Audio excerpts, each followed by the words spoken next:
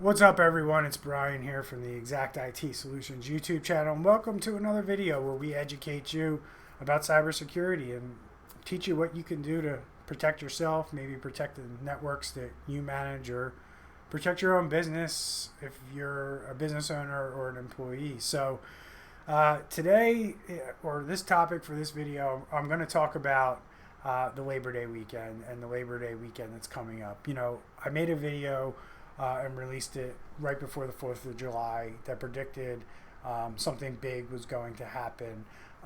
And I made that video not because I was making an educated guess just based on the fact of the calendar. I was making an educated guess based on things that we observe here at our company as we observe activity on the dark web.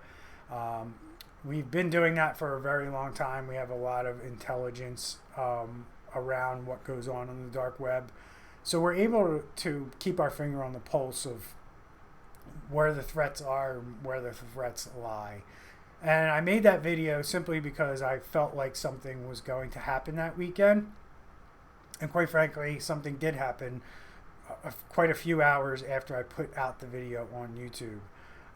Where the SolarWinds breach surfaced, or not SolarWinds, I'm sorry, Kaseya breach surfaced, and we had that whole incident that's been very well covered by the news media. Going into the Labor Day weekend, I'm fairly confident to say that this weekend, I don't feel like anything major is going to happen. I fully believe that we're still going to see attacks on businesses that will never make the news. But there's no real indicators to me, or nothing that's telling me that something is in the works or something is planned. And you can look at things, and you can look at various data points that we have, and you can sense that there's a pattern here, and there's something that's going to happen. And those patterns, there was enough of them back in July that I felt like we needed to be a little bit concerned, and things needed to be heightened. And I'm not saying that we shouldn't be heightened right now. All IT people who are responsible for the security of networks should have a heightened sense of responsibility going into any weekend or holiday weekend.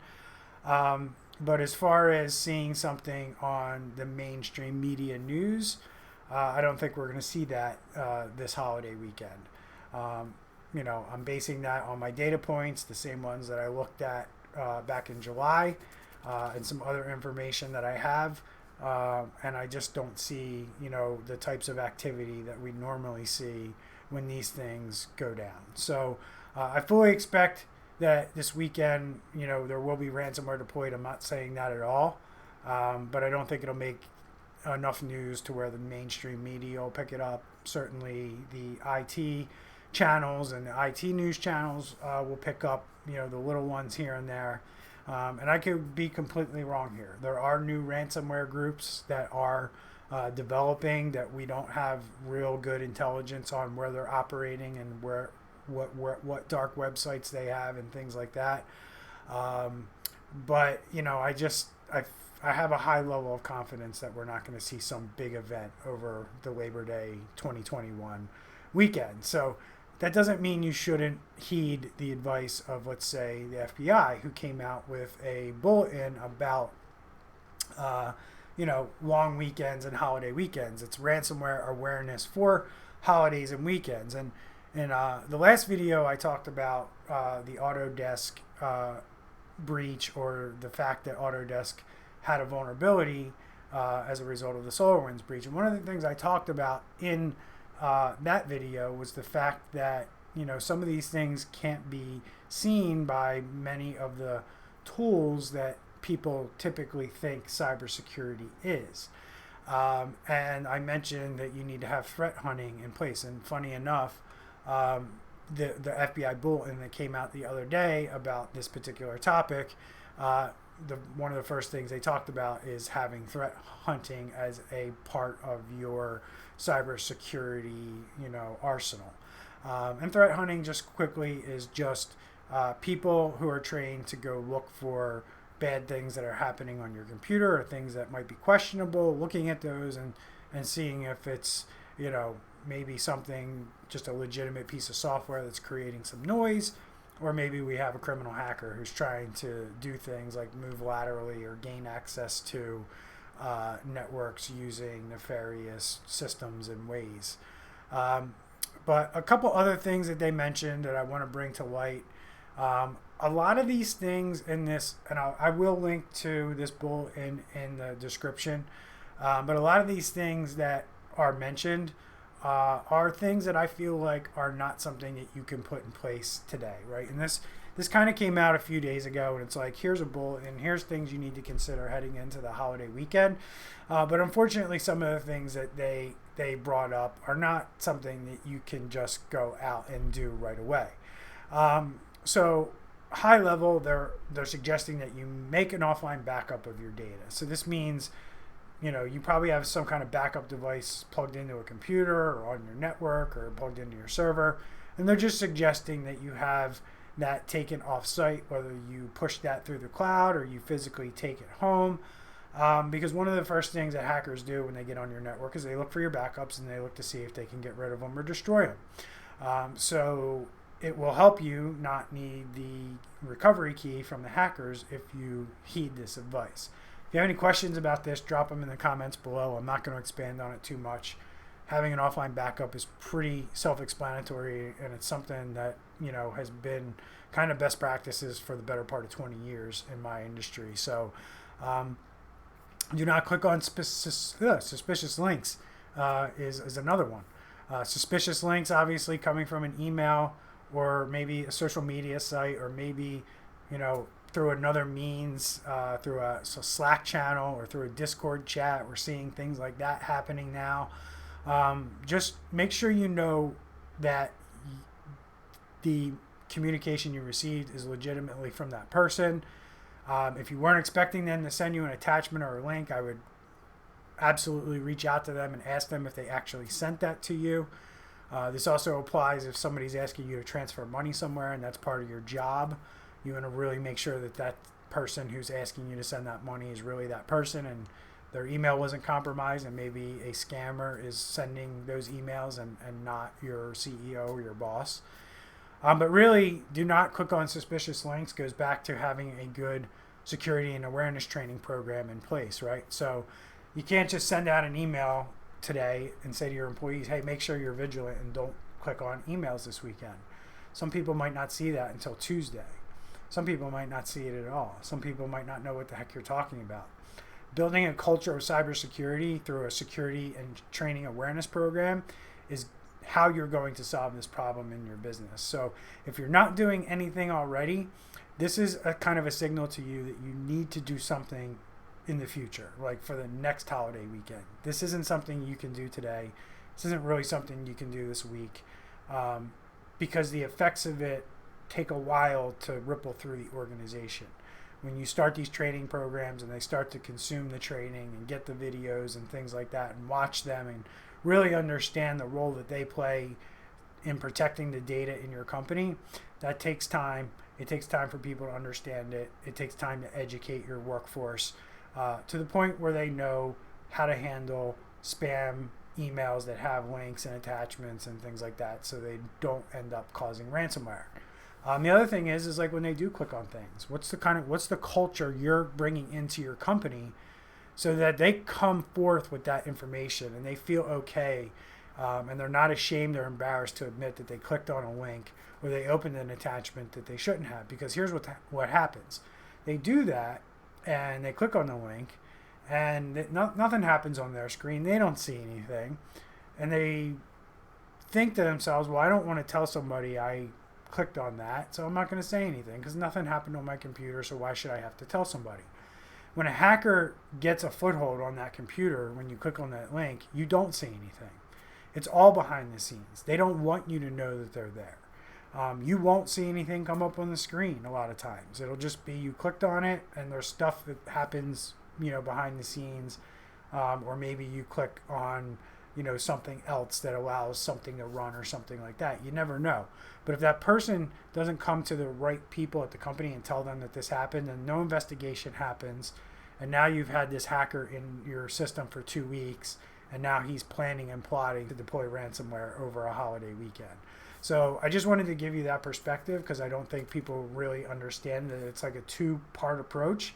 Like, obviously, don't click on the links, don't open the attachments, but here's what you do if you have. And our expectation is that you're going to report it to our chief information security officer or our operations manager or HR, whoever you want it to report them to. Just make sure that it's an open and fair process for everyone, and they should feel like it's a welcoming place that they can go report something to, not something where it's like, if I tell them this, am I going to lose my job type of thought process. So the next one that they have is if you use RDP or other potentially risky services, secure and monitor, don't use RDP.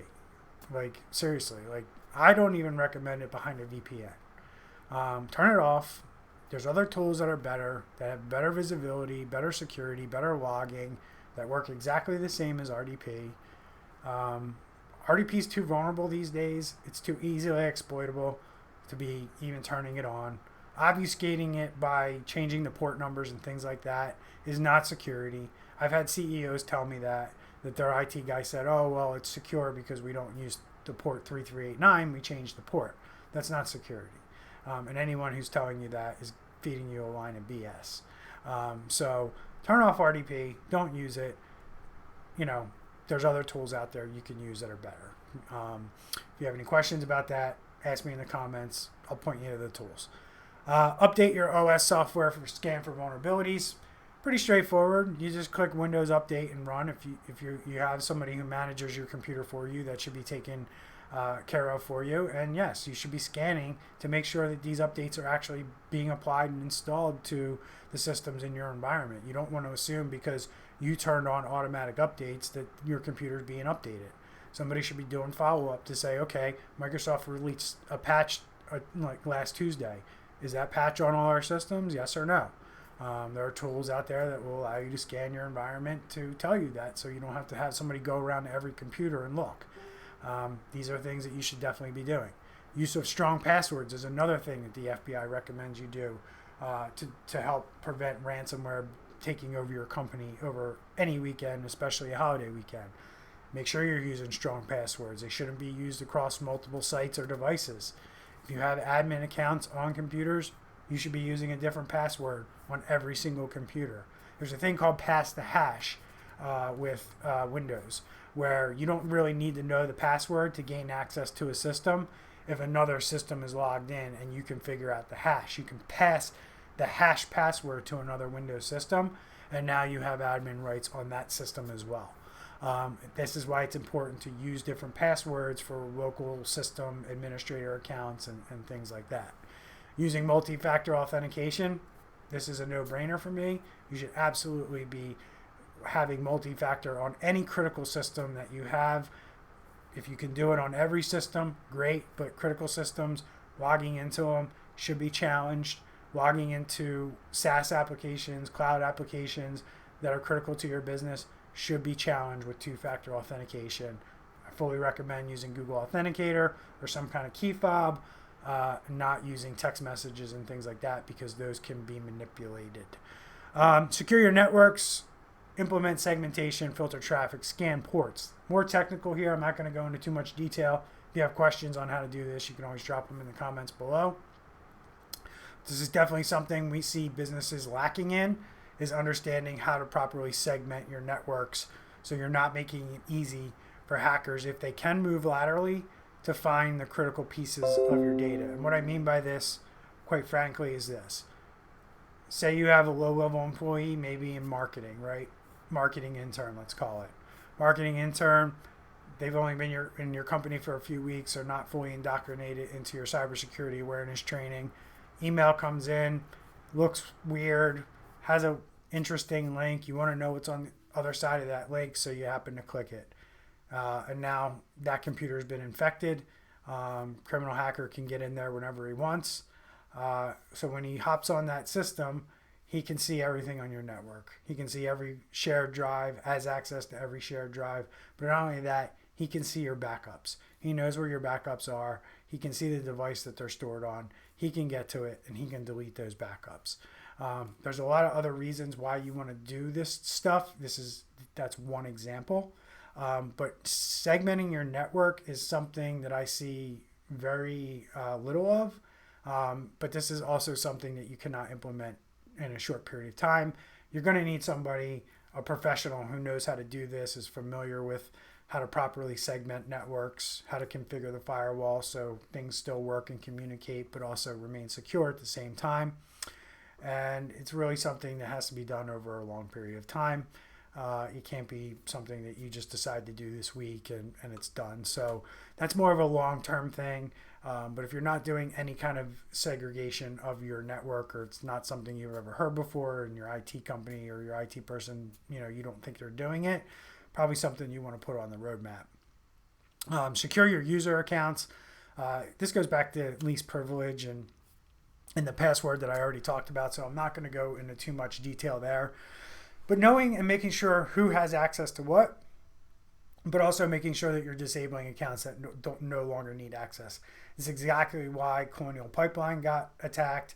They had these stale accounts that were out there for ex-employees, along with a legacy VPN, and because of that, hackers were able to get into their network and deploy ransomware.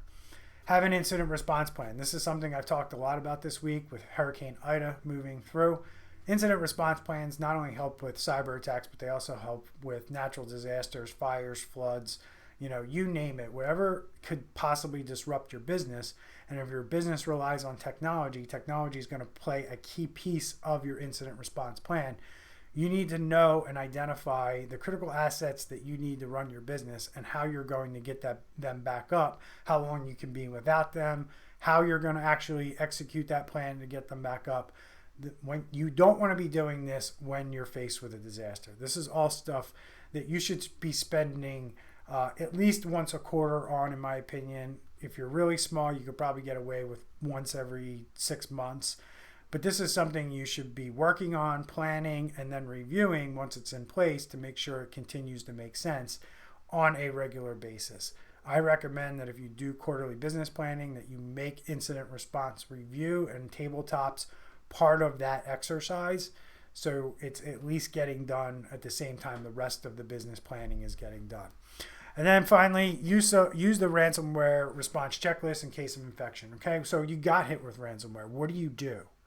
Right? Somebody should know what to do, because it's critical that if the first person who recognizes ransomware can get over to the internet and cut off the internet some way, shape, or form, if feasible, if that's what your plan requires, maybe you just pull the plug out of the one computer that got infected. Well, if you're starting to see infections on multiple computers, maybe you disconnect from the internet so that hacker no longer has communication with your local network. The ransomware response checklist is going to be based on your incident response plan, but there is absolutely a checklist that you should go through and have ready to go should you get hit with ransomware. You should also have the same checklist if you have a fire, flood. The checklists are going to be different for the different situations, because obviously if you have a fire or flood, you're not going to be going around disconnecting things from the internet because there's no need to do that. So just wanted to give you that perspective. This was a good bulletin put out by the FBI, or by CISA and the FBI. But like I said, friends and family of the IT world who may be stressed out or concerned going into this weekend, I know it causes a certain people some angst.